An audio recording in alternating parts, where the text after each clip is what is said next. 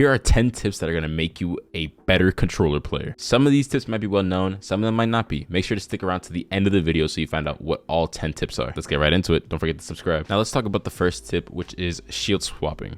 But I'm going to break it down more specific, and I'm going to tell you 2 exact settings that you need to change to actually make this a lot easier. All right, if you actually go to settings and you go to this right here where it says taking damage closes death box or crafting menu, you want that on off. Because what this will do is that it'll take you out of the crafting box before you get the shield swap if you're getting shot at, and that's not what you want, especially not a controller. We all know PC players are super quick and they can get to it in 2 seconds, but sometimes we can't. But in order to be quicker, here's where we go to menu cursor speed. Now you can turn this all the way up, and the cursor that pops up when you're in a death box, this is what the speed correlates to. It's the same thing for the menu, but it's mainly used for death boxes. So if you want a little quicker, turn it up. If you want it slower, turn it down. Just make sure you know where exactly the shield is in the death box so you can get those shield swaps off way quicker. There are many different ways to actually perform a shield swap, especially on controller. You can jump while doing it. There are others who actually run past it and they get the timing just right where they actually are still sprinting while they're still in the death box. The biggest thing here was those 2 settings, and that should help you out tremendously. Next tip, let's talk about the vibration setting. If you want it on or off. Now personally, you want the setting off, especially if you're having a hard time controlling recoil. This does not make it any easier. You have to fight with the recoil of the controller itself, and when you're actually shooting someone, it just makes it that much harder on your thumbsticks. So this is a must-have off. However, some people play a little different. Some people actually like the feel of the vibration in the controller, and they say it actually helps them control it, which is kind of crazy to me, but to each their own. I 100% recommend having this setting off. Tip number 3. Take advantage of hipfire. Hipfire has been slept on ever since they nerfed it in this season, but it is still completely OP. And especially on controller, our bread and butter is close range fights. So make sure you're abusing this hipfire aim assist, especially up close. There's a certain distance, I believe it's 10 meters, to where the hipfire just doesn't work as accurately and it's not worth your time. But anything closer to that is completely worth it. Not only are you able to strafe faster because you're not ADSing, but it's super accurate at that close of a range. You need to be hip firing. It'll save you in a lot of gunfights, especially when people are taking the time to ADS in themselves. You're going to be shooting bullets quicker than they can get in their shots because they're the ones ADSing. The best guns to hip fire with are always going to be the SMGs. The R99 and the CAR are absolutely known for hip fires. It's what I beam with. The R301 is also a good mention as well. But make sure that you're abusing this, especially if you're short range.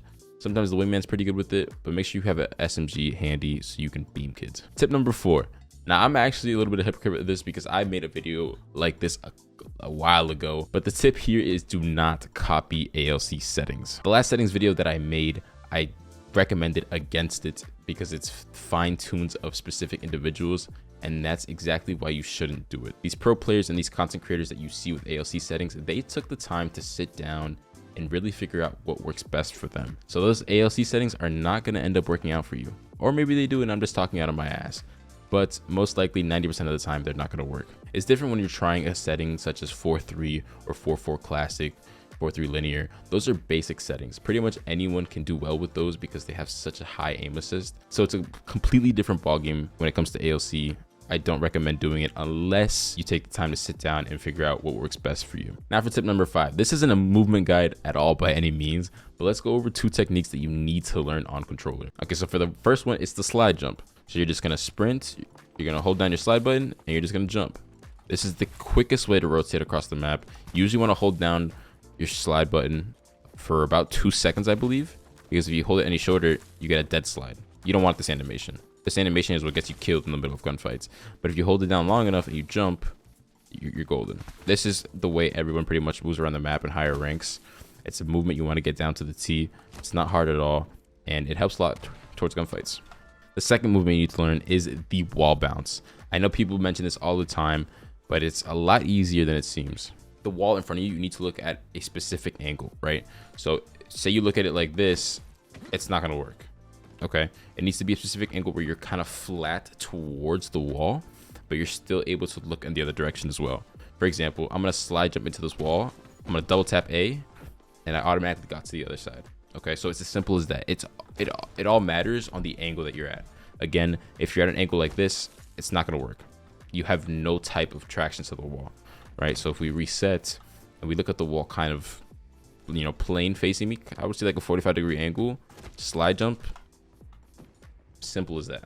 Make sure you get your angle right towards the wall. All you want to do is just double tap A as soon as you hit the wall initially, and you should be getting a really big bounce back animation the same exact way I just got. Again, I'm not a movement god, so if that was a little confusing, I'm sorry. Ask me in the comments and I'll answer any questions you guys got. On to the next tip, which is controlling recoil patterns. Controller players, I know that me and you have crazy aim assist, but we still have to control recoil, believe it or not. This is where the firing range is going to be your absolute best friend. Most of the guns, pretty much every single gun on Apex, all you have to do is just literally pull down on your analog stick and you pretty much control the recoil. But there are certain guns that have like a little hook to the right or a hook to the left, and the best way to learn that is literally by shooting like the gun at the wall, and it'll show you. So right here you see how it curved down just like that. So all you're gonna do is sit here and figure out how to counteract that. So if it's curving like that, I'm gonna pull the other way and I'm just gonna pull down. See how much more accurate that is? Because I saw the recoil pattern initially and I translated the counter to it. Promise you, once you learn the recoil patterns of the major guns in Apex, you're going to be such a better player. Easy guns like the R301 and the Flatline, just guns that you pick up on a daily basis, even the Volt. As soon as you learn the recoil patterns, you're going to be lasering kids, especially that you're on a controller. Next tip, let's talk about reloading behind down teammates and behind doors. Now for this tip, there's literally one main thing that I'm going to tell you that's going to help you out, is you need to change the way you look in certain situations. For example, if you're playing behind a door, it's going to show you the button Q to actually open the door. You need to look in a certain direction to where that Q does not pop up. The same exact way when you're hiding behind a teammate and you have to reload. Except there's an easier way to get around that when you're reloading behind a down teammate. You literally just need to empty your gun. And as long as you have ammo in your reserve and you have auto reload on when it's empty, that'll fix your problem for you. Next tip, avoid standing still at all times. Now, I know some of us controller players rely especially on aim, and I'm guilty for this as well, but we cannot stand still. Sometimes in gunfights, when I'm shooting an enemy, I forget to strafe while I'm shooting, or even when I'm looting, I feel so comfortable just sitting there and, you know, getting loot out of the death box that I end up getting downed. PC players are known for movement, right? They're these, you know, super glide, tap strafe god. You know, some of us controller players are like that. You know, ecstasy, shout out ecstasy. Even if you're not ecstasy, you need to be moving while you're playing the game. Next tip is take advantage of close range fights. It's no secret what us controller players are good at. I mean, it's a medium to close range fights, except if we have a charge rifle, but everyone's good with a charge rifle because, yeah, the charge rifle is broken. But our close range fights with SMGs, the wingman, is literally what makes us the best. I make it a priority to get up close and personal with enemies if I can, just to take these specific fights, because a lot of times they get nervous about being all up in your face, but that's exactly where you thrive. Because your aim assist activates automatically. The hip fire with the SMGs is amazing. I'm not saying that you shouldn't be taking shots at enemies from a long range or even, you know, a little longer than medium. But I'm saying that when it comes down to, you know, the nitty and gritty of getting up close and personal, you shouldn't be scared, especially not on a controller. Now, my last tip pertains to movement on controller again. Now, if we go to settings and we go to controller, we see crouch button, toggle, or hold. Now, I personally recommend to have this on hold. It gives you a lot more control over your crouch button, and it's less annoying in a gunfight. Hold basically means that it basically exactly what it says. If you hold it down, you're gonna be crouched. As soon as you let it go, your guy sprints back up. In contrast, toggle, you hit it, he stays crouched. You know, no matter what, you have to hit it again in order for him to pop up, which is just a whole hassle. It's very, very bad in gunfights. If you want to control more of your movement and be better in those close range fights, put this on hold. And the second movement setting that you need to take a look at is auto sprint. Now, I switch between this. I switch between off and on. Usually when I'm in a gunfight, I'm not even thinking about it. So I usually like to have this on just so I'm, you know, at full speed at all times. But, you know, if you really want complete control of your movement, I actually recommend having this off just to avoid a certain animation that happens with the shotgun. A lot of people say that when they pull out shotguns in auto sprint, there's like a little delay and it prevents them from shooting the person right on time. So just to avoid little things like that, I would recommend having this on off. Thank you guys so much for watching. That is going to be the end of the video. If you made it all the way to the end, I seriously appreciate you. Make sure you are liking and commenting, and make sure to comment down below what type of video you want to see next. I have a whole bunch of ideas, but I want to know what you guys like.